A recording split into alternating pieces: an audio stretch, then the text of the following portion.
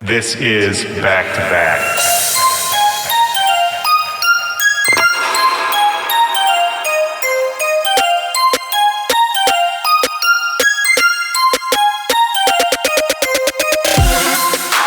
Yo, what's up, back-to-backers? This is Willy Joy. Welcome to the show. This is Back to Back. This is my podcast. You're listening to it. It is April, officially. We are staring down the barrel of a long month. But look, I don't want to get too caught up on the quarantines, the lockdowns, the virus. It's all we're surrounded by. I wanted to make a conscious effort this week to try to just normalize, to have a little fun on the show. And this week, I've got Spencer Brown on the show. This was great. This was such an enjoyable chat. And this was actually the last conversation I recorded before all of this craziness started. So in the conversation, we're not talking about coronavirus. And Spencer Brown, what a great guy to talk to. His sophomore album is called Stream of Consciousness, and it is out right now on Anjunabeats. And what's cool about this album, beyond just the awesome music, is that he made it as a mix album. So all the tracks are mixed together. And this is the same thing he did for his first album as well. To me, it's sort of paying homage to a lot of the amazing albums and tracks from the 90s, where a mixed album was not that uncommon of a thing. And I think it's kind of just a cool statement that, you know, you don't have to conform to the exact streaming model that every single person is trying to tell you got to do. You can do what you want to do and still be successful. It's an amazing mix album. He's also starting to release a few of the tracks on there in a series of vinyl EPs. And you want to go check those out. If you're a record collector, absolutely, you need to go grab that. So there's going to be a link in the description of this episode where you can keep up with Spencer. You can go find out where and when he's selling the vinyls. You can go get the album, Stream of Consciousness. All of that is going to be in the link in the description. I'll tell you a little more about hanging out with Spencer in just a minute. Before I do, Back to Back this week, as always, is brought to you by my friends over at Serato.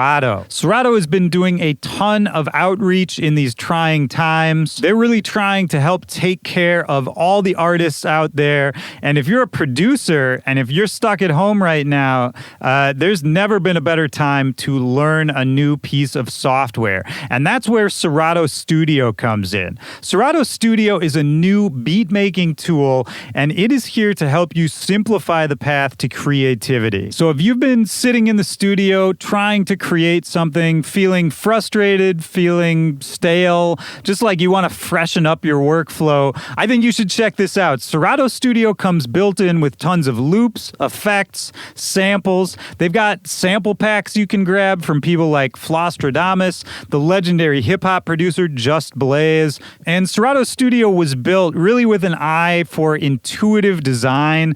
You know, Serato's been designing software for DJs for over a decade, and if you've ever seen their famous Serato Scratch Live, Serato DJ Pro, any of that being used, if you've used it for yourself, you'll immediately feel at home on Serato Studio. They've built in tons of great features. They've got their proprietary pitch and time algorithm. So when you're working with audio, working with samples, it's really easy to stretch things out, to pitch things up and down, and it sounds great while you're doing it. And whenever you've got something down in Serato Studio that you like, you can sit down, start making a beat really fast, get the idea out there. You can then export stems easily out of Serato Studio into whatever your main DAW is and polish up the track there. So Serato Studio is here. It's a powerful tool for you. And right now, I've got a special deal just for listeners of Back to Back. If you go to Serato.com/studio and get a subscription to Serato Studio, use code WillyJoy2, that's WillyJoy and then the number 2 at checkout to get 2 free months of Serato Studio. A lot of us have some extra time on our hands. There's no better time to learn something new. www.serato.com/studio and use code WillyJoy2 at checkout to get 2 free months of Serato Studio. All right? So look, like I said, this interview with Spencer Brown, this is the last one. This is a little piece of history. The last one recorded recorded before all of the lockdowns, before all of the quarantines. And I'll have some news for you guys very soon about what this show is going to look like now that we are in this new time. We've got a lot of plans. Don't worry about it. It's actually going to be really exciting. But for this talk with Spencer Brown, I went up with him. I went over to his hotel room before a show he was doing out here in Washington, D.C., and we ended up going over time. We talked for a really long time because we just ended up finding out that we really had a lot to say. He's got a fascinating story, and I was really, really intrigued by the way his brain works. And I think both of us just kind of walked away from it feeling pretty good, man. Feeling happy, feeling creative, feeling inspired. I hope it can do the same thing for you. If it can, or if any of these conversations that I'm having here on this show resonate with you, I really want to hear from everybody out there. Hit me up at Willy Joy or at BackToBackPod on all social media. You can email me, backtobackpod@gmail.com, or you can come join the Back to Back Discord server. 2 nights ago, I was on the voice chat in my Discord for probably over 2 hours, just talking to people, meeting everyone, seeing where people were from, how people's lives are going in these crazy times. It's been a real treat to have this Discord, to have this awesome community. I'm going to put a link in the description of this episode where you can come join the Discord. I'm in there every single day chatting with people. For producers, there's a great area of the server where you can post up your music, get feedback, and network with other people trying to do the same thing as you. Overall, it's just a great community. You got to come join it. Come chat with us. The link for that is in the description. Shout out to everybody who's already in there. I love you guys. And shout out to everybody out in the world who is supporting Back to Back. If you want to support us, if you want to help me keep this show going, the best way to do that is just by helping to spread the word. Tell a friend about this show. Tag us in your stories. Put up a tweet. Let people know you're listening. And just in general, I love connecting with everybody out there. That's the best part of doing this show for me. All right, so I've talked enough. I want to get into this conversation with Spencer Brown. You got to keep up with him. He's a phenomenal producer, phenomenal DJ, and as it happens, a phenomenal conversation. So enjoy it. This is me and Spencer Brown, back to back. Let's go.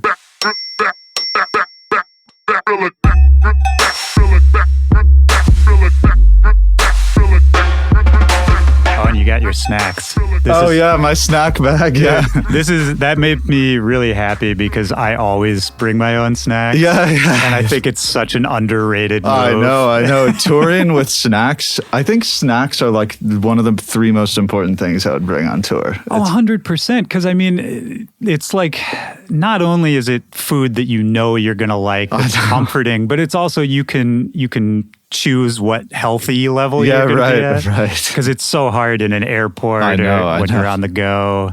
Are you like a health conscious person in general? I'm health conscious, but I'm a firm believer in, if you feel well, like if your body's feeling good, it's whatever you're doing is fine. But if your body's telling you to make a change, you make a change, So I'm not a health freak, but I eat healthy, Right. Yeah. But I also eat unhealthy sometimes, and I have a few drinks here and there, but if my body's telling me it's okay, Yeah, well, it's all about, right before we started rolling, we were talking about the importance of balance and how, if we're at home for too long, we go stir crazy. If we're on the road for too long, we just want to go home. Yeah. And I think you're right. It's all that just trying to find the perfect balance while maintaining the career that you have and the pace of it and trying to make it bigger.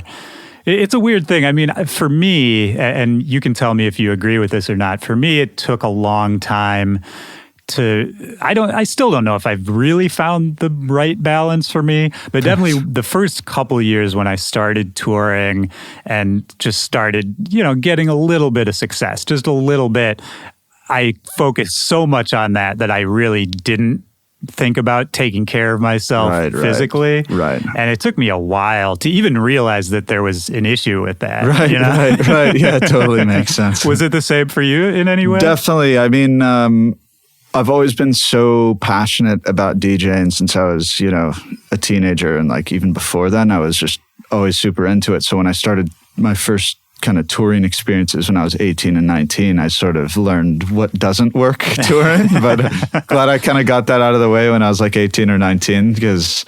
And what would that be? Just partying too much? Yeah, just having, a fair amount of drinks and being hungover at the airport and being hungover on the flight and this and that. And I was also in college at the time. So it's like, then I would like go back to college and then be like partying in college. And then you go back on the road and you're partying on the road. I'm just like, yeah, this is not sustainable at all. And you're from San Francisco originally, is that right? Correct. I'm from the Bay Area, but then I lived in Newport Beach for a few years, and then I lived in Dallas for 6 or 7 years, and then I went to college at Duke, so I was in Durham for 4.5-ish years. Yeah. So then we've bounced around about the same amount then. Yeah. Do you consider any of those places like home in your heart? The Bay Area is where all my family lives, so that does feel like home to me. But I also kind of feel like Dallas is home because I have so many friends there and I went to high school there. And also, Durham, like North Carolina feels so homey too. When I had a show in Charlotte last night, and it's like going back to North Carolina feels like a homecoming, to be honest. It's like I love North Carolina so much. It is a really cool place. Yeah. I haven't gotten to spend enough time there, but anytime I've been there for a show, I'm always like, I could spend a week here. Yeah, easy. Totally. Everyone's so friendly. The food's super good. Everything's super cheap. It's really beautiful. There's amazing hikes, and it's just a great place. So what age did you leave San Francisco or leave the Bay Area? I moved to Newport Beach when I was like 9 years old or so. Okay. And then I moved to Dallas when I was 12 or 13 years old. Got it. Okay. Yeah. So Dallas is those real formative correct, adolescent years. Yes. Yeah. It's interesting. The only reason I ask about the Bay Area is because just yesterday I was talking to a friend of mine who's living out there. He lives in Oakland. He's a video game designer and a huge electronic music fan. And we were talking about sort of how the club culture there has changed over the years and how the dance music scene has changed. And he was kind of lamenting that this is not an original thing, but it's, the money, the influx of tech and all that has sort of just pushed culture out of the city in a lot of ways. I would agree with that for sure. But there are pockets, but I unfortunately was not able to feel that, the culture from 20 plus years ago, because I'm 26 right now. Right. So, but there's enough, stuff you can read about and stuff you can learn about, knowing what the vibe would be. And there are hints of that still in the city for sure. Yeah. I mean, he was telling me that he was actually, there's a Patreon for the venue DNA Lounge, which is, I had never thought about that before, but it's almost like a crowd-funded venue, which is kind of a cool idea and seems to be the way that they've been able to stay open. Very cool. And they do all kinds of weird night. I mean, I think they do a lot of sort of EDM bookings that they've picked up as other clubs closed. But then they also have weird industrial nights and like weird themed movie nights. Right. And, I don't know. It just sounded like I was glad to hear that was still going on. It's interesting because we'll get into sort of the whole story of it, and I think it's a story you've probably talked about a lot. But my understanding is when you really hit the professional level of DJing, it was on a very large stage, right? With Avicii and playing arenas and that sort of thing. And I wonder, if you look back at those early years of kind of being thrust into the spotlight at such a massive scale, are there things about it now, kind of having toured around the world and played venues of all different sizes, do you think you missed out on anything sort of starting at such a high level? Or alternatively, do you think it sort of taught you something valuable that you could use further on in your career that maybe somebody else wouldn't have had? For sure. First off, I'm so grateful for all those experiences. Like I got a few lucky breaks in a row, and I went from playing middle school parties when I was a teenager, like little bar mitzvahs and like birthday parties to 20 people. And then I started playing, high school parties. Then I started playing like frat parties in college and like school parties. And then all of a sudden I'm playing the Hollywood Bowl and playing Rogers Center and like, it was in Barclays, and it didn't really feel real at the time. I didn't really know what was going on, but But I think it really did teach me a valuable lesson about staying true to myself and like how to create a true fan base. And I think what I learned from those touring experiences is if you try to cater to people, maybe you'll please a few people that night, but if you really stay true to yourself, that's how you actually gain a fan base. So I really learned from those touring experiences, I'm going to make all my own music, play almost all my own music in my sets. It's like 95% my own stuff, and really just make what I want to make and not think, will this be popular? Will this cater to this or will this cater to that? Just if you do that's really what matters. Like seeing Avicii, and he made the music he loved to make, and he saw success on a massive, massive scale, and that was really inspiring to see for sure. Yeah, that's a great point. And it's interesting too, because it makes me think about, the crowds who go to shows that are that big.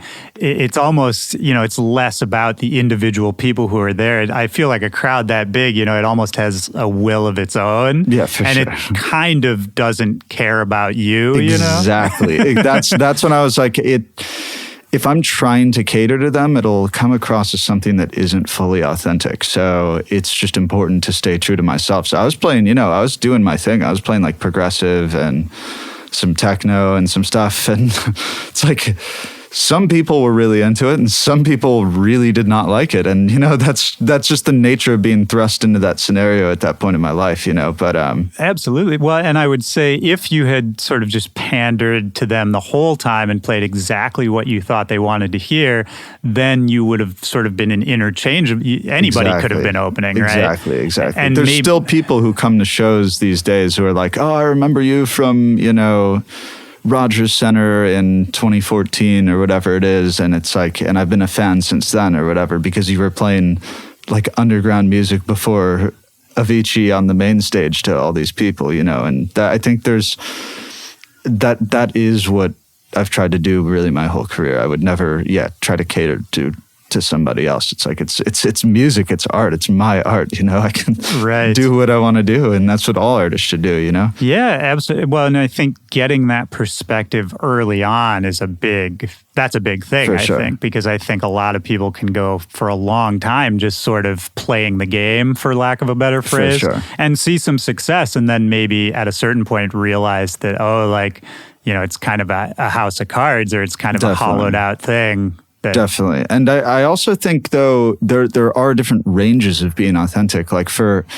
a festival show or a bigger crowd or something like that, I'll play a little more maybe melodic, a little harder, like more energy, a little more vocals, but it's all still being authentic. It's all still my music and stuff. But if I'm playing like an underground club in New York, I'm obviously going to dig really deep in my record collection and play like slightly more obscure records that would only really go down in a small intimate club, So I love to make a big range of music. So I have all sorts of music for all sorts of scenarios. Like right now on my computer, I probably have like 300 or 400 of my songs I've made, and I've probably released, like 40 of those. Yeah. So there's a lot of little secret weapons and stuff I've made over the years that are just for my sets, and they're for special, some are for festivals, some are for clubs. And like tonight in DC, I'm coming in with maybe 100, 120 records. I'm still prepping right now, but I don't know what I'm going to play, but I have all sorts of records for different scenarios, and I'm just going to go with the flow and read the crowd as I always have. Yeah, which again I think is awesome and is something that people will remember, right, beyond sort of a standard DJ set playing familiar songs.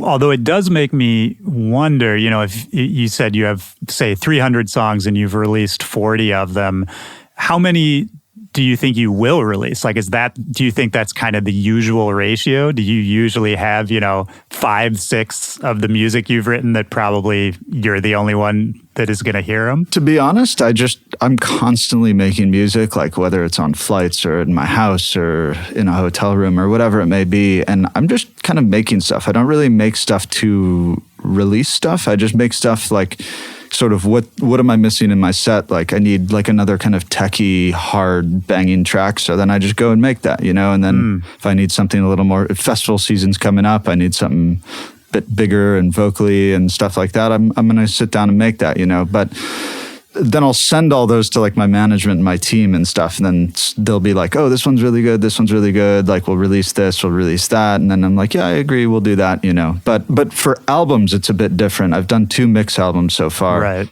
Those, I notice certain tracks have a distinct vibe, and I'm not really trying to make a distinct vibe. It just happens. Then I'm like, oh, this fits with this fits with this fits with this. I'm like, oh, there's a larger body of work that's kind of brewing right now. And that's how that kind of comes about. It's all organic though. I don't really think about, oh, release this, release that. It's sort of everything's organic. Do you ever get bothered by the fact that you can't put it all out? Not necessarily, because I love keeping a lot of tracks for myself selfishly and give it to my close DJ friends only. So these are special moments that are reserved for shows, because I think it gives people a motivation to come out to the show because they know they're going to hear some special things that they can only hear at the show. Yeah.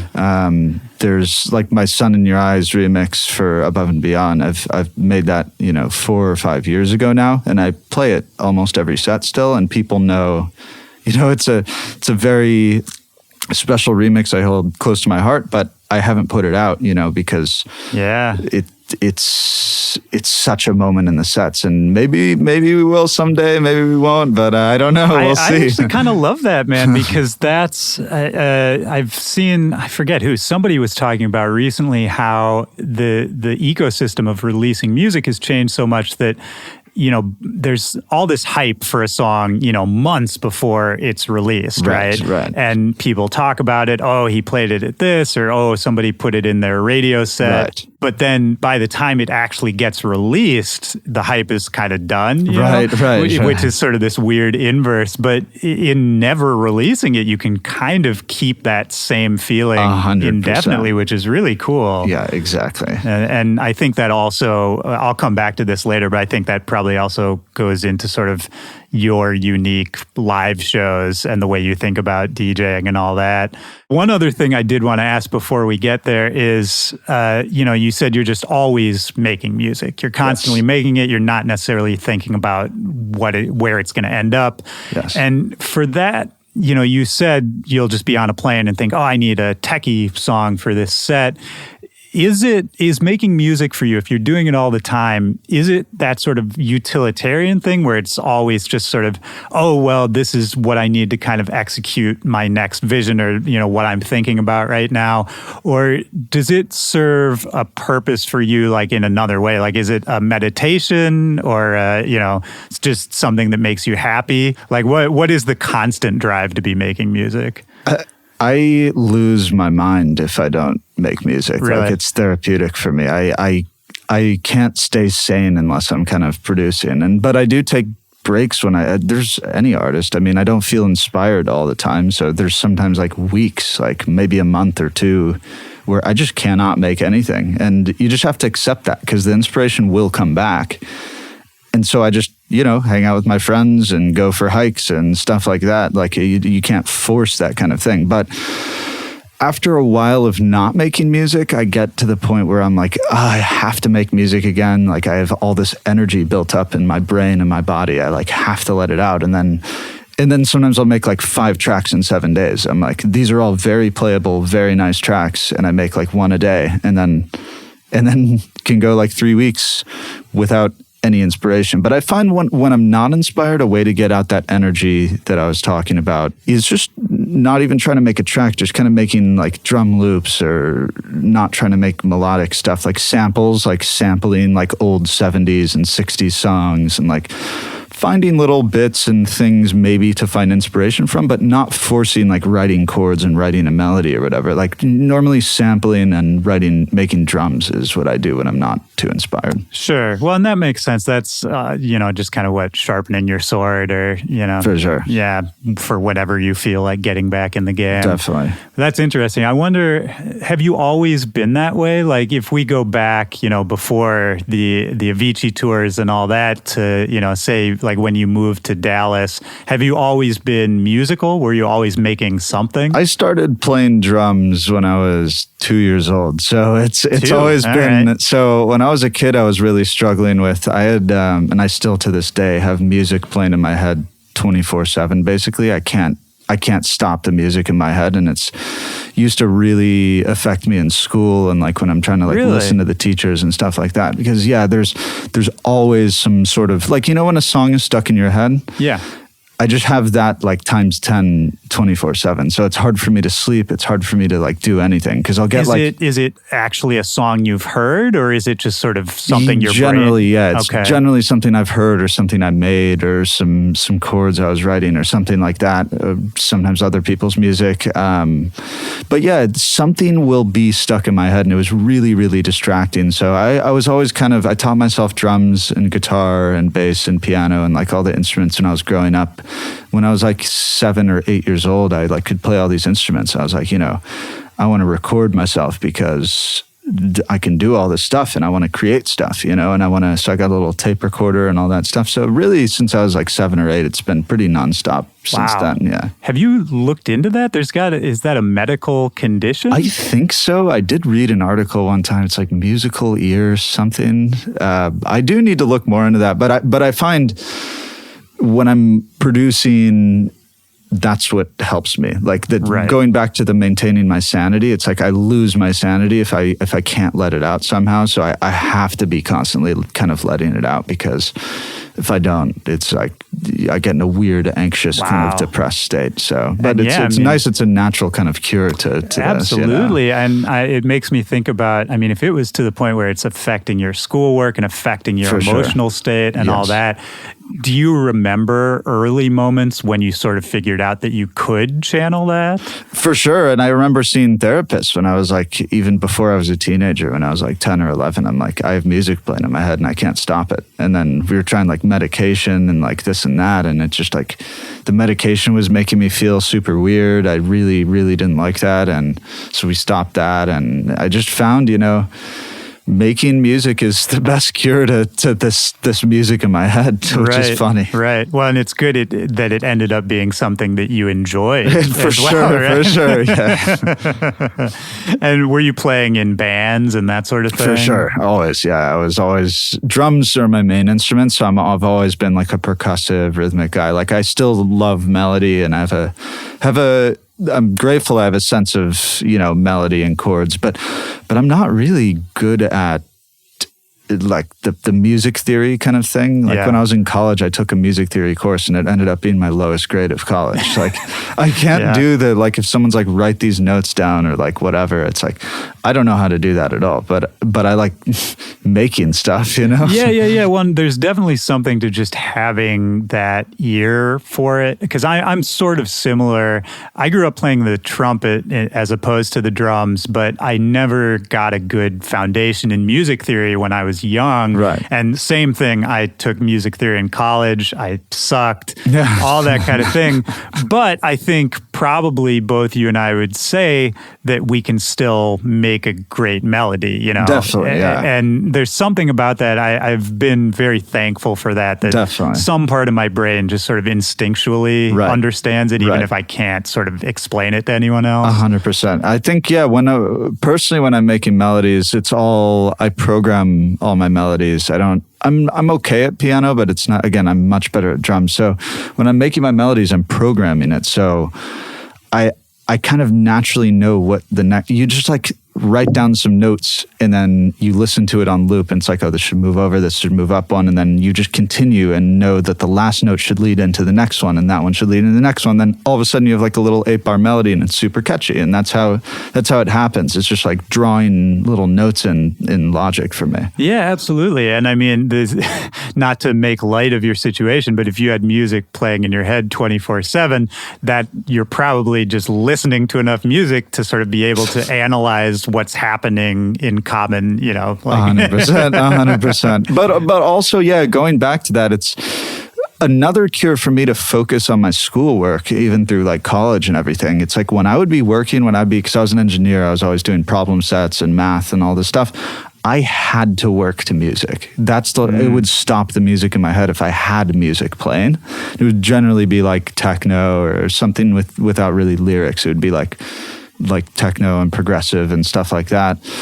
But I have, it's still to this day, I'm doing expenses, I'm doing taxes, whatever it is. I have to work to music. Wow. I cannot have silence in the room. It's like, it drives me insane. So you still have the music in your head? Right now, as we're talking, I have a song that's like blaring in my head right now. That's so crazy. I'm fascinated by that. I'm sure it's not fun to experience, but it's fine. I've learned to just accept it. I don't really even notice it. But now that we talk about it, yeah, there's a track I made 2 weeks ago that's really stuck in my head right now. Amazing.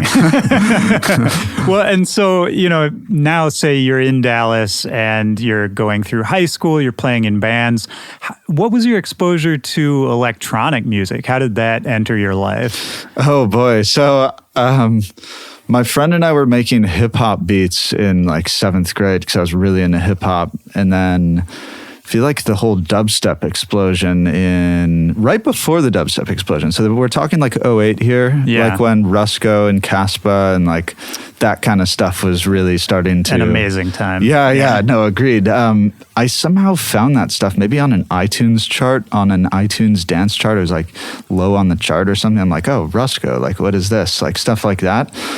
And then I'm like, oh, what is this dubstep thing? And then I got super, super into dubstep, and I was like super stoked that I found something that no one else knew. I had like this. So like no one else in your high school was listening to it? No. It was like it was one of those things where it's like, oh, I found this cool new music and no one knows. And I met some people like who also knew about it, and we would go home after school and like listen to dubstep and like stuff like Little that. secret society. Yeah. And then started going to like local Dallas dubstep shows, like because they were all ages or whatever. I was like 13 or 14 at the time, and like. And you said you were already producing at that point? For sure. I was making hip hop beats at that time, like when I was 12. What were you using to make beats? Logic. Okay. Just Logic. And then when the dubstep thing started, I was like, I need to make dubstep. So through high school, I had a dubstep alias, and I was like doing all that. And I got support from like Bass Nectar and Rusko, and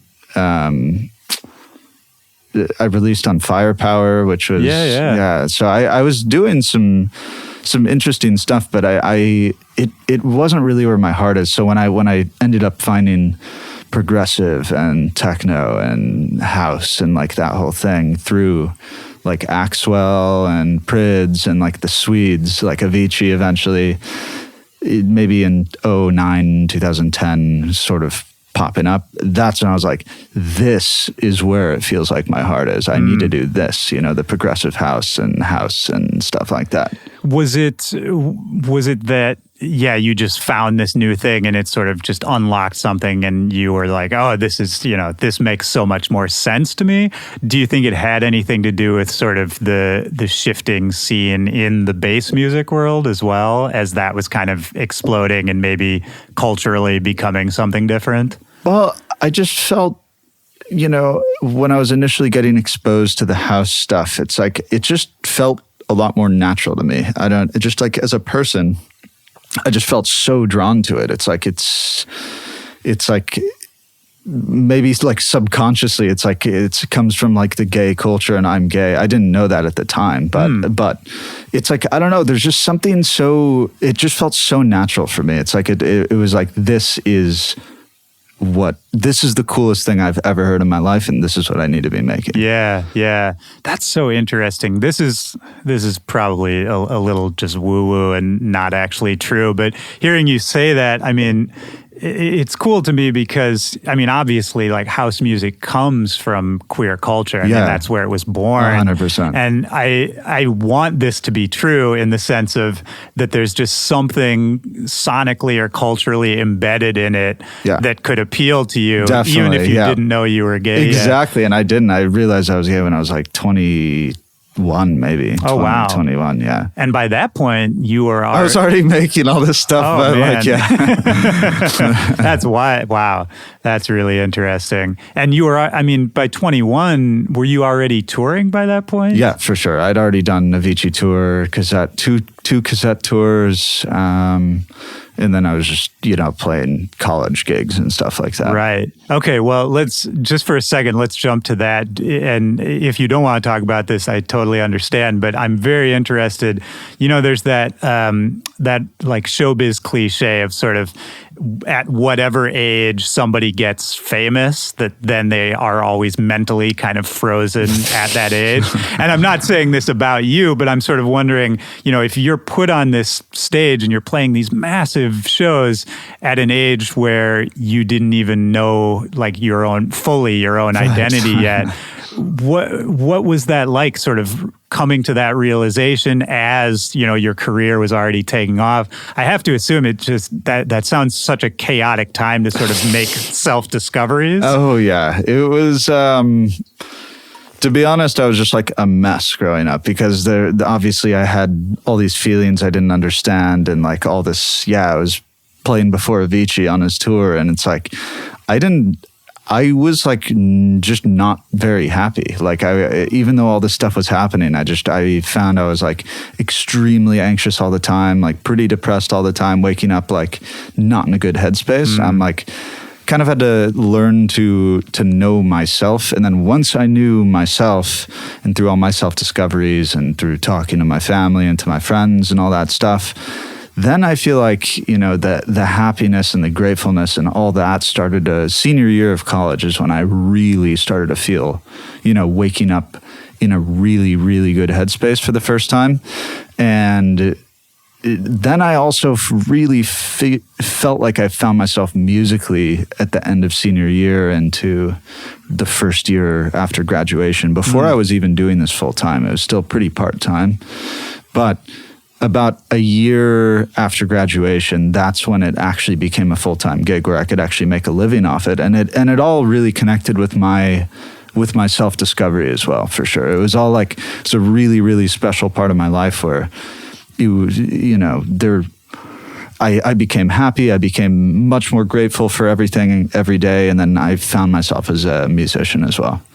Well, that's really a beautiful story, in that discovering yourself or accepting yourself or whatever you want to call it just seems to unlock all these other things, right? Unlock happiness. Absolutely. Unlock creativity, absolutely artistic. Yeah. And a lot of my friends, I have quite a bit of friends who are really struggling themselves and really haven't told many people. And I just know I try to tell them it's totally fine. You're going to be fine. Everything's going to be fine. And you will find this deep level of satisfaction and happiness that you didn't know was possible before, Yeah, which is great, because I think, it's sort of a classic cliche, right? Is that, I'm afraid to come out to my parents, or, there's all this fear about just sort of admitting it. But I think even if we like zoom out just in life, I think that's always the way it is, whatever you're afraid of admitting to yourself, or whatever the big issue is that is there, but you don't want to look at it, the second you do is the second everything sort of definitely just fades off. Right? 100%. Yeah. 100%. Another point I wanted to make too is, you said before that, even while you were, releasing music on big labels, going on these big tours, that you weren't waking up happy and that sort of thing. Was that an odd moment to sort of, all of a sudden you have something you've been working towards, right? Is, somebody likes your music, they're putting it out, a famous person takes you on tour, you're playing in front of 20,000 people. Was that, do you remember sort of being, I would be confused in that moment of just, why don't I like this? Why aren't I happy? It was a blur. And that would be like, I would say like I was certainly like happy about that, and it was really cool to see all the music stuff. I wasn't just like depressed all the time, but it was just like there was a certain level of, there was just always something missing. It's really hard to explain. It was all kind of a blur for me too, because again, I was going from playing frat parties in a backyard to the Hollywood Bowl. It's so fucking crazy. Well, yeah, like what? It was crazy. Yeah, I feel like so, and again, this is just all based on sort of what I've learned about you since I knew I was coming to talk to you. But my understanding is, you've had a few of these sort of one in a million moments, right? Like Totally. even, this is a story I'm sure you've told a bunch of times, but just for the people who might not know, talk about how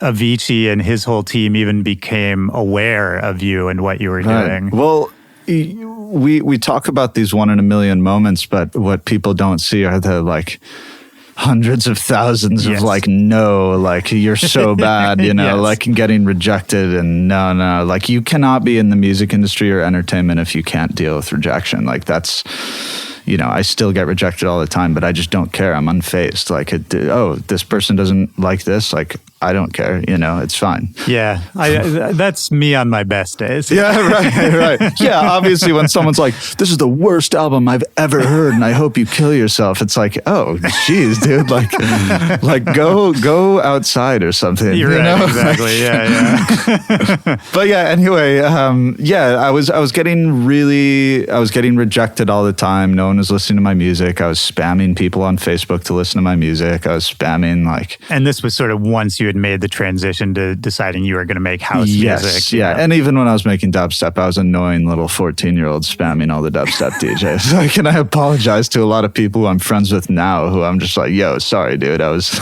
Being 14 is a pretty good excuse, though. You can explain almost anything. Right. Saying I was 14. Yeah, but anyway, after I think I sent Avicii's manager Ash a Facebook message, and it like all lowercase, like PLS, like please give me one chance. And then I sent him a demo, and then he listened to it, and he's like, "Hey, this is actually pretty good. I'll forward it to Tim. You know, let's chat. Like, here's my email. Send me some more stuff." And I started sending him some stuff. And then... And how old were you? I was 18. Okay. And then Avicii started playing some of my music on his podcast, like on the Levels podcast. And I was like, oh my God, like this is crazy, you know? And then, I just kept on making music. And one day I was a freshman in college. I was in the library like 3 a.m. making music when I should have been studying. And I remember getting an email back from his team, and they're like, "We really like this, and we want to put it out on Levels, like on Avicii's label." I was like, "Oh my God, like this is insane!" Like I just got signed by basically Avicii. Like I mean, this is the height of his powers. Yeah, right? This was insane back then. I was like a little 18-year-old, you know, making beats on iPod earbuds in the library, and I made 2 records, Double Down and Chalice, in the library on iPod earbuds, and they got signed. And I was like, you know, the 100,000 rejections before this, none of that matters, you know. This just happened, you know? Of course. Well, and all the years you were doing dubstep and all that too. I mean, it's all cumulative, right? Totally. I mean, I learned a lot from those years. I just realized that that's not how I want to express my art. Like, and there's nothing wrong with it at all. Like, I still really enjoy some of that, but that's just not how I want to express what I want to do. Yeah, absolutely. And even so, I mean, with all of that said, I think that's still a pretty insane, like, odds proposition that anybody responded to, you know, a cold Facebook message. Totally. and that it was someone on that level, and then Avicii also agreed, and they kept in contact with you. All of that, I mean, it's just a cool story, man. And what did your parents think of all this at the time? Because, I mean, obviously you were in college for engineering, so there was probably at least some kind of backup plan, or maybe that was even your primary plan at the time. Were they generally, you know, in those early years, supportive of all this kind of thing? Did they see a future in it, do you think? I am extremely grateful that they have been supportive since day one. Like, they always supported my music. They would always let me, like, make music, play drums. Like, I was going to say drive them nuts, but they never really were driven nuts when I'd be playing drums, like, all day. They didn't care. I could play my drums. It's okay, you know? So that was, and making dubstep when I was 14 and playing really, really loud music, and like, they can definitely hear it, and they were okay with it. So I was always really, really grateful for that. And our agreement was always they're always like, finish college, get your degree, then do it full time. Do not quit at this stage. You will have opportunities later. finish your degree and then do music and we will support you. But if you drop out, I don't know if I would have had their support as much. But I finished, I took a couple years off touring to finish school. I was like working really, really hard. That must have been hard to do too after getting a taste of it. It was and it wasn't. I also felt like at the time, I'm like, you only go to college once. And I like, well, I don't want to like lose these experiences. So I'm really happy I actually finished college and continued to. That's a good perspective. I mean, a lot of this, man, I'm impressed that you were able to have these sort of mature perspectives on it at a very young age. Right. Because I think a lot of people, for me, for sure, if I had been playing those shows at age, 18 or 19, trying to tell myself to just shut it down for 2 years and go back to school would have been really hard to do. Right. Well, I mean, I was still like DJing. I was playing some parties here and there, and I was playing frat parties. And it's funny, like as an aside, it's like I think all these years of playing frat parties and high school parties and all that taught me how to actually read a room and how to DJ, because I'd be having to play for 5-6 hours. Right. And I love playing like 5-hour sets. Like it's fun for me because it's like you get to build the night, and you still do that to this day. Yeah, right? exactly. I like now that I really only play my own music, I love like 3-hour sets. That's really nice for me. 5 is a little excessive sometimes. I can still do it, but 3 is really nice. Like that's a nice kind of beginning, middle, and end of the set. But playing all these college parties while I was in school, it's like I learned how to read crowds like really, really effectively because I was playing a lot of parties in college. So it was really fun times. Oh man, I mean, I played a lot of house parties. I played some local raves when I was like 17. And then, in college I was doing frat parties and all that. And I mean, I still remember how much fun those were. Totally. And in They're a weird wild. way, although I've played, on paper much better or crazier shows. Right. In a way, those are still the most fun. Right. Yeah. They're insane. Like all the equipment's like kind of half broken, and everyone's like dumping drinks all over your equipment. But it's okay, and everyone's super drunk, and it's like whatever. It's fun times. I like too that it was so. It's not even humbling, but it's so not about you. All you're there to do is just facilitate everyone else having a good time. Yeah, I also learned the art of DJing hammered in college. Oh, yeah, sure. Well, you'll have to tell me, for me, what I discovered, and this is something I was alluding to earlier when the first couple of years I started touring, was that I was a very confident drunk DJ, but then sometimes I would listen back and be like, I don't know if I deserved all that confidence in the moment now that I listen to this sober. That's so funny. But for some people, I mean, legitimately, some people I think get better when they're a little altered. Right. I can play under, if I'm drunk or sober, I can play the same set. But I do find when I am drunk and DJing, I am more animated, and I'm like a lot more, like I'm normally engaged with the crowd, and I clap and I like make eye contact and all that kind of thing. I just do whatever feels natural. And what feels natural when I'm drunk is to be a lot more animated on stage. And it's fun to do sometimes. And it's like, when the stars align, all my friends are at the party, it's a huge show and tons of fans are like going ham. It's like, I'll have some drinks and I don't have anything to do the next day or whatever. And, sometimes I do that and it's a really, really fun time. And then sometimes I go into a show, don't have a sip of alcohol, and I still smash the show. Of course, and it's, so it's like, I think it's good to have a balance. Like I love playing sober and I love playing drunk. Like there's a time and a place for both. Yeah, absolutely, man. And it's the same for me. I mean, I've moved as I get older. I've definitely just cut down on everything. Right. But that being said, I don't like I have all this admiration and a huge amount of respect for all my friends and peers who have gone totally sober. Right. But I don't, for my own life, I don't know if I could ever fully get there. Yeah, moderation is absolutely key with everything in life. That's what my dad told me, when from a young age, he's like, everything is worth doing in moderation. Like, do not overdo anything, but also don't be like, I'm not like fill in the blank. It's like, just don't overdo it. Don't let it like mess up your life. But like have some drinks at the show, but don't get blackout every single night on tour, you know? Yeah, of course. Well, and this is kind of leads into one last point about this era, and then we'll move on from that. But I'm curious too, you know, obviously Avicii is a legend, you know, and we all know about his passing and sort of the circumstances that led into that. But I always like the opportunity. I've had other people on here who have been super close to him and other people who have passed away.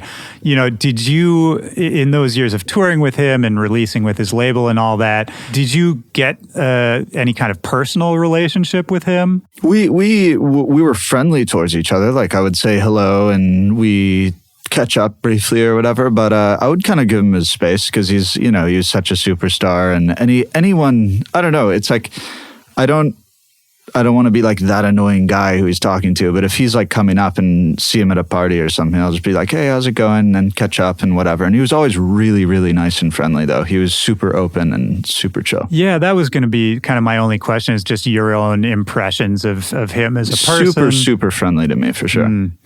Yeah, it's interesting, man, because, you know, and again, he was young too, right? Yeah, he's like 5 years older than me, 4 years older than me. Yeah. So, and, you know, if we think about his rise, he was probably going through those crazy moments at similar age to when you were.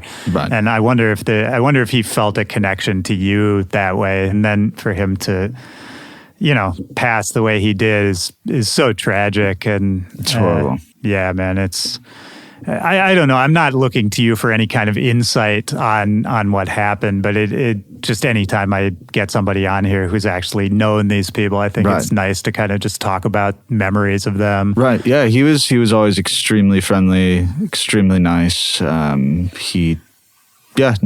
a bad thing to say, you know. Yeah, which is what I've heard from kind of everybody. Yeah, it seems like, you know, there was maybe this other side of his life that he really did a good job of keeping hidden from a lot of people. And yeah, man, it can happen to anyone. And certainly, you know, we're talking about the fun part of partying, but yeah, if I would encourage anybody out there, if, you know, you're having any kind of issue with it, or again, if it's that issue that you don't want to look in the face, it's what we said earlier. Totally. The sooner you can look at it, the sooner you can tell somebody about it. Yeah. Moving on, you know, you mentioned kind of towards your senior year and maybe when you were starting to get back into music mode and you were finishing up college and all that you also sort of honed in on the music you really wanted to be making. For sure. And the sound you really wanted to be making.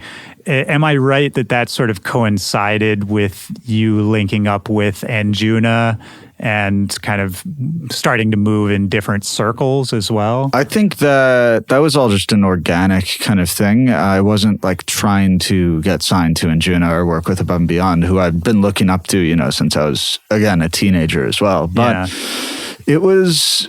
You know, when I was making music as a kid, I'd be ripping off Rusko, and then I'd be ripping off Datsik, and then ripping off Eric Prydz, and like ripping off Axwell, and it's like you just like rip off all these artists, and then you just put in enough reps, and then all of a sudden you're like taking little bits and pieces from a bunch of other people and getting inspired by different things, and all of a sudden it's like you're making something that doesn't actually sound like anyone else, and then you're like.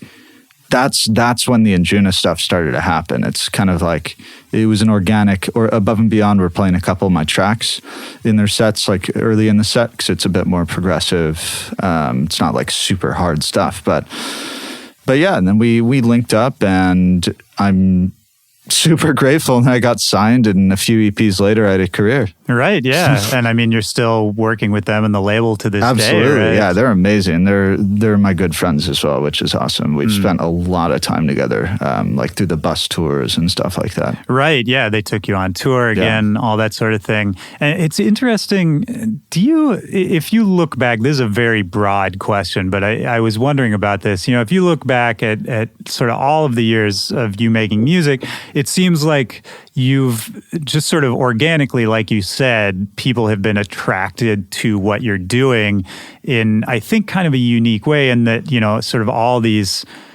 figureheads, these people with big careers have, you know, stopped and taken notice of what you're doing and have been interested in working with you or taking you on tour, all of that. Do you think, like, what is it that you're doing, if you can put a finger on it? Is it a mindset thing? Is it just that you've really been able to sort of hone in on your vision and what makes you unique? Like, do you have a sense of what it is that's drawing all these people to you? To be honest, I'm just doing me. Yeah. Like, I'm just making what I love making. That's really it at the end of the day. I love making the music that I make, and that's what I do. And I would never do it differently. Again, I would never cater or change what I have to do because some label or someone says you need to do this, you need to do that, Or to try to fit in with some other scene, right? That's not for me. I'd rather just be a sound engineer, be an engineer of some sort than to do that. But yeah, to answer your question, I'm so grateful that people take time out of their day and come to the show or whatever it may be, or buy my album, or support, or write me a nice message, or whatever it is. It's like, at the end of the day, I'm just having fun and making fun music that I want to play. Sure, yeah, absolutely. But and I mean, I think that's the humble version of, I'm trying to give you license to brag a little bit, because I think that's an easy thing for someone to understand, right? Is just sort of be yourself, do what you want to do. Absolutely. But I think the purest version of that is very hard to do. It's hard to execute, For sure. It takes a lot of years, a lot of reps, and a self-understanding, I think, is the very, very core, most important thing. You have to know yourself before you can make music, Right. In my opinion, if you're... No, that's a great way to put it. I didn't know who I was, and I was ripping off all these other artists. And then when I kind of found out who I was, then I really found out who I was as an artist, soon after. So I think the more you know yourself, the more you know your life, and the more you kind of reflect on your experiences and find out what you're thankful for in your life and things like that. That's when you can really be yourself as an artist. Yeah. And it's interesting thinking about, talking about doing the 5-6 hour sets at the frat parties and kind of coming to it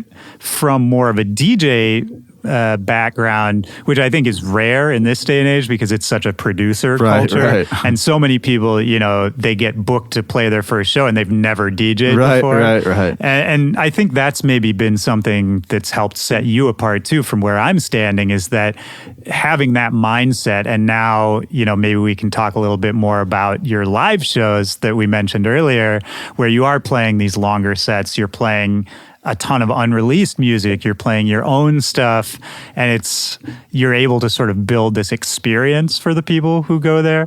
And I'm curious, how did that side of what you do, the live side, how did that evolve from going from, the early Avicii tours into your own stuff, opening from Above and Beyond? Did you always sort of know that this kind of experience was how you wanted to present your music, or did it evolve? For sure, that's kind of been the vision since the start. But there's so much evolution and learning. I learn every day about through all the reps and through all the shows and through all the production and everything. It's like I'm always just trying to learn how to be better, what to do differently, or whatever that may be. And it's, again, reflecting, another thing I'm super grateful for is people come to the show and they, in a 3-hour set, maybe I'll start pretty deep, progressive, a bit slower, kind of building it up, and then play maybe a little period of kind of techie, and then maybe a period of melodic and kind of uplifting stuff, and then maybe some trancier, harder stuff at the end, a lot of energy and stuff. And I'm so thankful that people are cool with all of that. There's no, people standing there with their arms crossed, oh, you're not playing this, you're not doing that. I don't really get that so much. Yeah, there's some people here and there, but who cares? People are having a great time to hear whatever journey I'm going to take them on at the show. And that was the vision since the beginning. I want to create sets that no one else can create. I want to play music that no one else has, because that's what makes you special as an artist. I'm not going on the Beatport charts and finding the hottest tracks and playing them. There's nothing wrong with that. I did that for many years in college, but as an artist, you for anyone, for any aspiring artist, it's like you need to create an experience for people that no one else can recreate. That is what will get you a career. If it's like a good experience, you'll have a career. Yeah, I think that's really an important key, especially because it's so competitive right now, For sure. And when you're starting out, it's so hard to know.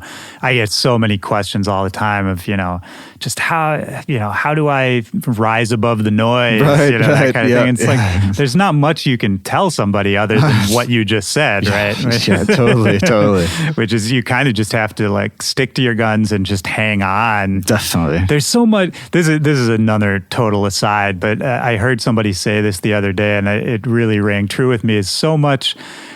We make so much about these moments of success and how you overcome a struggle, but I think the reality of those moments is really 99% of the time it's just that you manage to sort of hang on long enough for something good to happen, for the opportunity to come around. And constantly learning. That's very, very important. Like still to this day, it's like I am watching tutorials on YouTube from my favorite producers, not even in my genre at all. Like I'll, watch some old Fortet thing from like 2011, and then I'll watch like some Pig and Dan tutorial or whatever. And it's just like learning from different people and learning from YouTube and learning from your friends collaborating in the studio and learning from other DJs. And it's just like always keep your ear open for like little tips and little things to do. And it's like if you keep learning every single day, you will be better every single day. Absolutely. Yeah. My point with that is always, it doesn't have to be a major thing.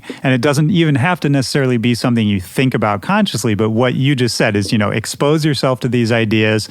It might not come back into your brain for 6 months or a year. For sure. But, the more you learn, the more it's rattling around in there. Exactly. It's just giving yourself better odds to, Exactly. And learning that there is no one way to do something. Like some people say you have to do a kick. If you put your kick drum fill in the blank, then it'll be fill in the blank. And that I've learned that that's never a thing. That someone can do something a certain way, and that's cool, and that's the way they do it. And maybe I'll try it that way too, but that's not necessarily what, like, never put, the bass line in stereo. It's like, okay, well, I'm going to try that and see what happens, I know the sub, true, the sub should be in mono for the subs, blah, blah, blah, but like, I don't know, don't do this, don't do that. It's like, oh, come on, like try it. Like, like there's no rules in music. Like that frustrates me a little bit when rules like of production or rules of DJing or whatever. It's like, come on. Yeah. Well, and oftentimes the people who get really big are the ones who break the rules in interesting ways, right?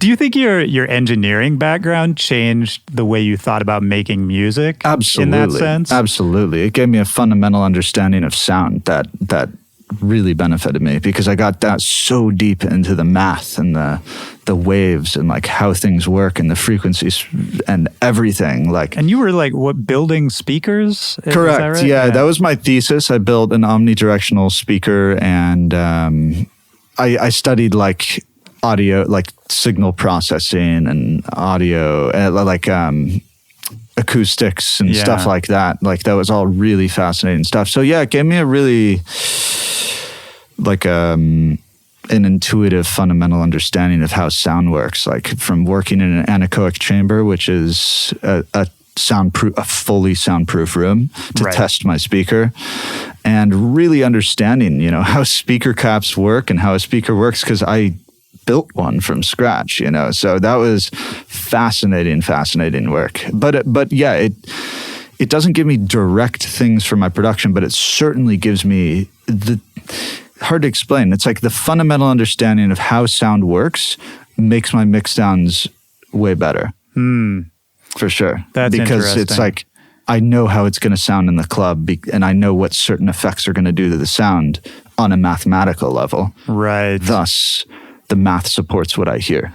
Yeah, and that's really cool because I think that connects back to something we were saying earlier, which is that because you sort of laid that foundation for yourself earlier, then just sort of subconsciously you know what to do. You know what I mean? For sure. Like it's not even something you're thinking. You're not thinking about the math of, you know, how the wave is going to hit, but because you have that background, probably you'll make choices you wouldn't have otherwise made. For sure.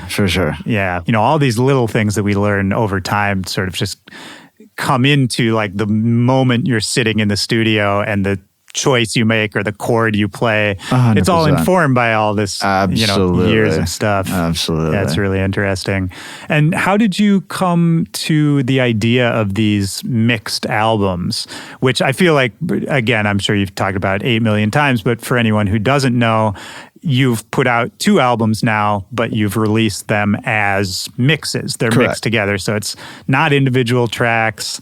It's, just a different concept from the way most people are doing it. Well, it really stemmed down to the streaming generation. Well, multiple things, but, you know, in streaming, everyone wants radio edit, like 3-minute, like tracks, you know, that I don't know. It's felt so limiting in my creativity trying to take something that I made and cut it down into 3 minutes. So I'm like, you know what? I'm going to make these like little radio edits, but I'm going to give them the bigger picture.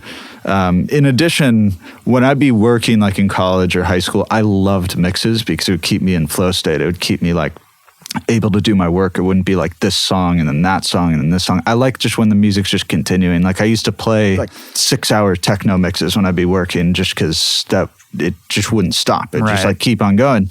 So I love that feeling. I want to create music for people that, you know, if you're going on a drive down the coast or like you're doing work or doing your emails or, you know, whatever it may be, I want to create something that'll assist people to get whatever they need to get done, whether it's like set the background for a hike or, you know, provide that ammo that they can get their work done, like whatever that may be. That's really, really what, you know, I really wanted to present to people, not radio edit. I'm just so against it's just so frustrating, like making a track and crafting all 7 or 8 minutes of that track to be exactly the way you want, and then you like chop like 4 or 5 minutes off the track. I'm like, I get it, and it gets you more exposure. So I do it, you know, selectively on a track that would get, you know, playlisted on Spotify or something like that.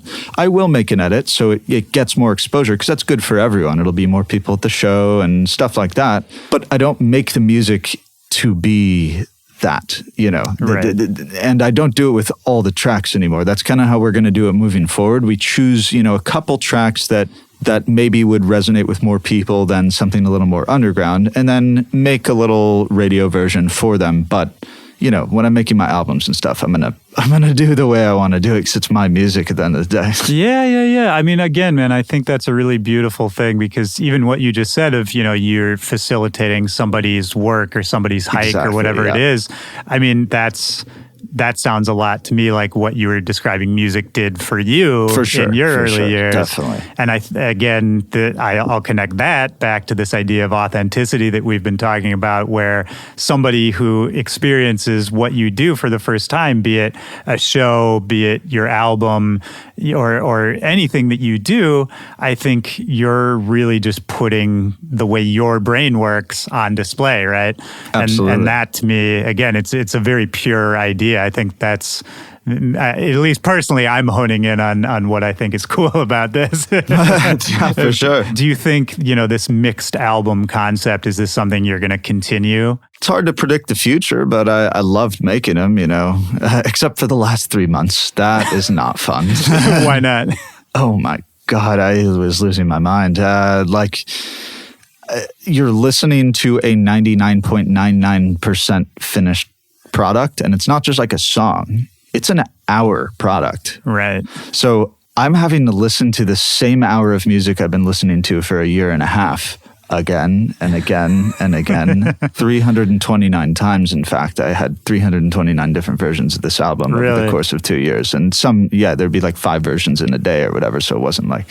But if there's one little click or one little pop or one little hi-hat that's 0.5 decibels too loud, I have to go back and re-export everything. I have to go back into the original file, fix it, export that, put it into the mix file, export that, then listen to the mix again. And every single time I'd find one little pop, minute 47, a little pop, have to go back, find where that pop came from. And I was doing that for 3 months. So I was really losing it at that point. Outside of that, I love making mix albums. Like in theory, it's fun and it's great. But that's where the fun of music really got taken away from me. But like, well, that's interesting. That was not fun. Well, yeah, because then you're really making more work for yourself, right? By committing to that structure. Oh, yeah. Because not only do you have to make sure that each song is perfect the way you want it, but then you're mixing all the songs together. Each song fits perfectly with the last song and the next song as well. And then I would have to change keys and blah, blah, blah, and like figure out and do all the, oh my God. But it came out the way I wanted it to come out. So I'm really, really happy with how it came out. So that's the good part. You know, it's like all the work, but I really like how it came out. So that's good. What are you excited about right now? If, you know, anything you're working on that you care to share, or just what are you having the most fun doing in your career right now? Well, I think it's just a constant process of, it keeps me so engaged and having so much fun, you know, making songs. Like when I'm at home this week, for example, I'll probably have like 4 days off before the next show. I'm going to sit there in the studio. I'm going to make some stuff freely. And maybe at that show in Montreal next week, I'm going to play the stuff that show, you know, like it's a really, really fun process of making something, you know, showing it to my boyfriend, showing it to a couple of my friends, and they're like, oh, this is really sick. And then like playing it for the first time for however many people are there. And those are the only people in the world who have heard that.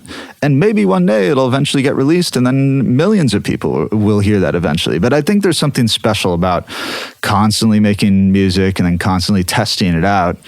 There's something, and when it pops off, I'm like, whoa, like, wow, I was not expecting that. Like in Austin last weekend, I played like 3 tracks I'd never played before because it was a really, really good crowd. So I'm like, you know what, I'm going to start trying some stuff on them.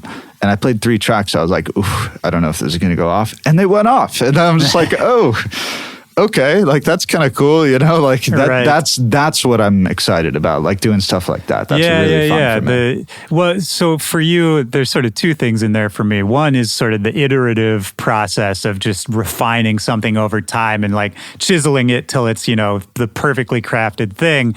And then there's also the payoff moment, the celebration moment, you know, when it goes off or whatever it is one of those more enjoyable for you? Like, are you a process person, or are you more like just waiting till you can get to that reward time? Well, it's always satisfying when something goes off, but also sometimes I'll play stuff and it just doesn't go off. Yeah. But it ends up being like a hit. And then it goes off once it's released or something. So that's always really interesting too. And sometimes it goes off and then it's like kind of a dud. Right. So it's like, you know, I don't know, man. I just like, you know, just making the music. Yeah, it's fascinating stuff. Yeah. Like sometimes I'm like, what makes a hit? Yeah, and no, what I makes have people respond timing. To something. Yeah, I don't really know, but to be honest, it's so funny when I'll play like my track Windows 95 on Acid. I played that a few times. That's a great track. Thank you. I played that a few times before it was released. One time, like in the Netherlands, it went off. It was a huge reaction. And a couple other times, it made the room flat. It was just not working. And then once it got released, I can't play a set without that going off, basically. It's like a huge moment in the set always. So it's really interesting stuff. Like when people have heard something, when they haven't heard something. There's other tracks where, I'll play it, it goes off, and then I end up releasing it, and it's like it doesn't resonate with as many people as we thought, but whatever, who cares? Yeah, absolutely. This has been great. I'm going to wrap it up with just a couple questions, but before I do, is there anything we haven't covered? Anything else that's on your mind? Anything else you want to let people know? We've pretty much hit everything. Like, it was a great interview. Good. Yeah. But, Yeah, for anyone aspiring to do this or for anything really, it's like the only person stopping yourself is you. Like if you give up, you give up. Like just go for it. Yeah. Keep on going. Like keep on pushing. Like you are the only person who is going to stop your success. Yeah, I that's another key to bring it back to what we were saying earlier too, is I think just not giving up. Yeah. That is actually how you have that's success. The definition of success. Yeah, I know. Seriously, yeah. It really is. It's so funny. Yeah. But that's literally the definition of success, is that you didn't give up. Yeah, 100%. Couple last questions. First of all, they'll both be very broad questions. You can kind of answer it however you want. What are some of your goals right now?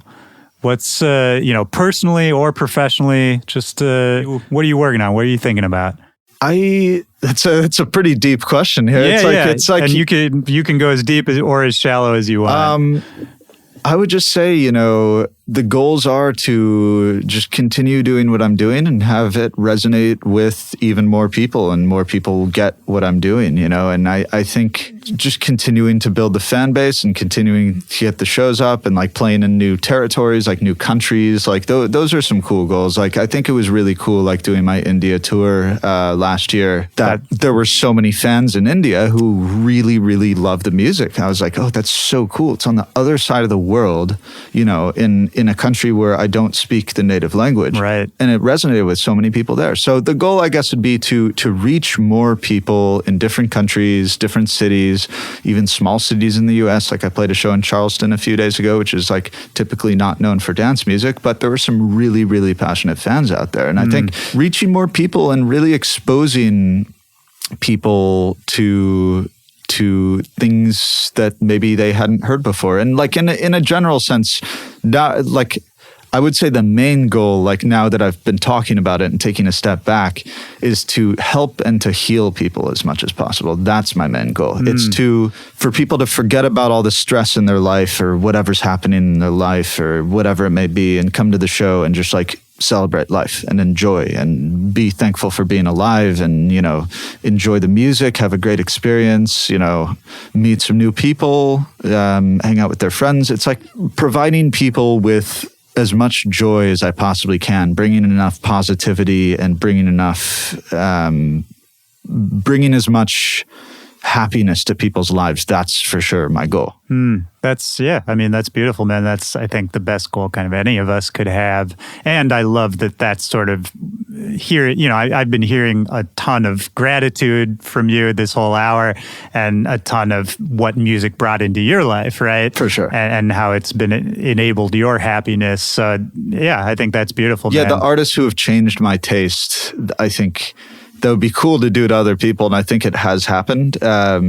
But I think that's always cool when someone has a certain taste. It's like, I listen to this genre, I do this, I do that. Then they come to the show and they're like, whoa, like I have not heard this stuff before, but I really like it. Then you'll forever be that one in their life who changed their taste. And I think that's really powerful. And we all have those people. Yeah, for sure. Yeah. And to even flip it back on itself, I think, you're talking about touring India and seeing people on the other side of the world. That changes us too, right? Yeah, absolutely. And that's something I feel very lucky for personally, is that I don't know if you feel this way, but I feel like anytime I go somewhere new, especially, a different part of the world or a different culture, again, this is a subconscious thing. I don't decide to make music differently or decide that I'm going to evolve it in some way, but I think it really does affect my development, Totally. And just make me a better musician, a better creative person. Absolutely. Yeah. Do you have any specific memories of India?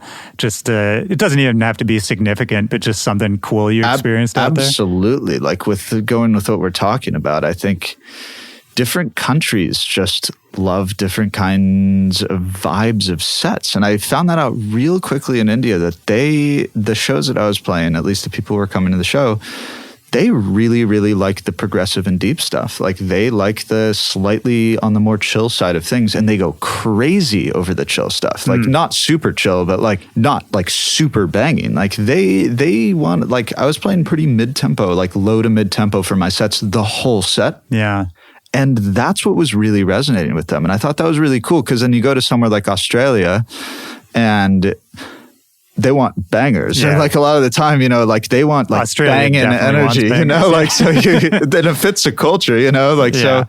So I think it's fascinating traveling to these different countries and different territories. And, New York, you can play like much longer transitions and like a bit deeper and kind of grungier and like a grungy kind of warehousey vibe versus if you're playing, somewhere without as much exposure to dance music, you play a little more melodic, a little more vocally, and there's cool parts to all that. But I think exploring the world and realizing what different cultures resonate with, I think that's something that's very powerful. Yeah, man. Just the soundtrack of life, right? It's a very romantic idea to me. I like Absolutely, that a lot. yeah, for sure. Yeah. Last quick aside, and then I'll end this. But what do we talk about when we say the word progressive? Because that to me is always an interesting term where there's certain genres of music, like say dubstep. We've talked about dubstep. Mm-hmm. With dubstep, I could explain that to somebody very easily, rhythmically, sonically. Right. But progressive, like what does progressive mean to you? For me, I think when we categorize music, it's like, I'm not really into categorizing music. Yeah, but course. when we have to, it's like when people ask, what do you do? Or what do you make? I say I make like progressive music. As you said, it's like I make progressive house. I'll make like techier stuff. I'll make trancier stuff. I'll make deeper stuff. But it's all really progressive at the end of the day. And when I say progressive, it's like things are carried from like elements are carried from the last track into the next track and build on each other. I wish you could see my hand motions, but it's like I have my fist out and then I put my hand on my fist and then my other hand goes on the next hand and my other hand goes on the next hand. You're building one groove into the next track, that track into the next track, that track. There's not really stops. Like it doesn't really like, okay, this track's over and now this track's starting. Things just carry. That's what I really see when we say progressive. I'm saying like the last track morphs into the next track. The next track morphs into the next track. It's like building blocks. Everything is always moving forward and carrying from whatever you just heard on the last one to the next one. That's actually a really good definition. And it makes me think about a term you used earlier, which is flow state. Yeah, for sure. Flowing music. And flow has been so important for me in my life, and learning about flow and learning about, consciousness and like all this kind of thing. But yes, progressive is the best flow music in my opinion by definition. Well, I mean, this is probably another podcast worth of material, but I mean, if you're talking about flow and consciousness, what do you mean when you say discovering it or thinking about it has changed your life? Life is best lived in some sort of flow state. It's like where not necessarily even a routine. I've never really thought about vocalizing what I'm talking about, but it's like when everything works, that provides the best life or like the greatest happiness. Like when everything's just sort of working, like when you get out of the car and like the thing's ready at the bank, and then you go to the store and that's ready, and then you go home and then you do your work and then you see your friends and like everything just works. And when you're in that kind of flow activity, when there's disruptors in the day, for me it's a bit jarring. So I try to live my life as much as I can just in flow state where everything is working. And my music as well, I love when the last experience carries into the next experience carries into the next experience, where you're just like living this,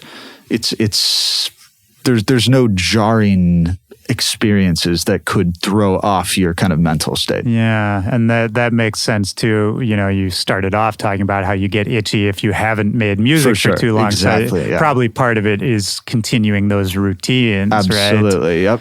Yeah, that's really... Especially with touring, because there's no routine when you're touring, but you can make routines and you can find your flow like when you're doing it. Like I actually do have a very specific routine. If I have a lobby call where I have to go to the airport at 12:30, I'll set my alarm 30 minutes before then. I have all my stuff all over my room. I have enough time to shower, to brush my teeth, get ready, pack all my stuff, put it all back in the exact same way I left it like the day before, go to the airport, do all that stuff, go to the next city. unload everything the exact same way I did last time, and it really helps my sanity. Yeah, that's beautiful. I have a similar thing, although I've never thought about it in that formalized way. But what I take away from what you just said too is, you're describing this sort of beautiful state of flow where you're just, flowing, for lack of a better word, from one thing to the next. Everything works. Everything's working, but in order for that to happen, you have to prepare, right? And you have totally organization and being on top of everything. Like, that's why I'm always involved in all the planning emails, like, where my management could do a lot of the stuff, but I love to be involved in all the planning and the travels and the hotel and the flights and this and that and cars, and because I want to make sure that it works to maintain the best flow state for my life. That's beautiful, man. Yeah, it's funny because I relate to a lot of what you're saying, but I never thought about it in those terms. I'm going to have to think more about that. But while I do that, final question, and thank you, by the way, for doing this. I've really enjoyed this. Yeah, absolutely. This has been amazing. Super fun. Last thing, again, you don't have to think about it too hard. Just looking for a moment, a time in your life when in a moment, music really meant something to you, really had a deep impact on you. And that's as broad as it gets, but any answer is acceptable. Yeah, the first answer is like every moment since I've been alive. Like, there's something that's happening. But I don't know, something that just came to my head recently, I think it was in February or March of 2019. I played a set in New York at a club called Analog, and it was a daylight savings day. So it was like, we gained an extra hour. And I started at like 12:30 or 12, maybe. It was 12. And I played until 5 or 5:30 because it was technically a 4.5 hour set. And I only played my music, and it was sold out. It was like, 800 people. And I played my music the entire set. I didn't play a single other person's music, and it was full at 5 or 5:30 or whatever it was. And it was in that moment I was like, oh my God, like, this is my dream come true right here. I just played only my music, and I have nothing against playing other people's music. I'm probably going to tonight, but it was just like, for whatever reason that day, I was just like, I'm only playing my music tonight. And it was 4.5 hours of just my music, and the room was full from the moment I went on to the moment I came off. It was full, and it was sold out. And I was just like, I am so thankful that this happened. That was a huge moment for my life, because it's like, yeah, we play a lot of really, really solid shows, but playing for 4.5 hours of just my stuff, that was like, to a sold out crowd, that was a very powerful moment for me, because I know people are leaving there, and I helped their lives in whatever way I did, and they escaped their whatever they had to escape, and it was everything from my mind directly to their mind. So that was a very, very special moment in my career and in my life. Like, that was one of the first times where I'm just like, well, not the first time, but it was just a major point in my life where I'm like, what I'm doing is actually impacting people, and what I'm doing is kind of working for me and for fans right now. Yeah, I love that. And being able to sort of recognize it as it's happening, I think, is really rare it was too. So magic. It was just one of those, I think Digweed once said, it's sometimes when the stars align and that magic is in the air, there are some of those nights as a DJ, like where everything is perfect. The crowd is perfect. The vibe is perfect. Your state is perfect. Everyone's happy. Everyone's smiling. Everyone's having a good time. And that was definitely one of those. And they're not rare, but they're special. So you gotta really, really embrace those when they're starting to brew. When you're playing your set, you're like, oop, everything's working, and then it's just like everything works. And you stay in it. I mean, that's a beautiful image, man. I think that's a great place to end it on. This has been great, man. Thanks for doing it. Yeah, thank you. This is awesome. All right, man. Peace. Peace.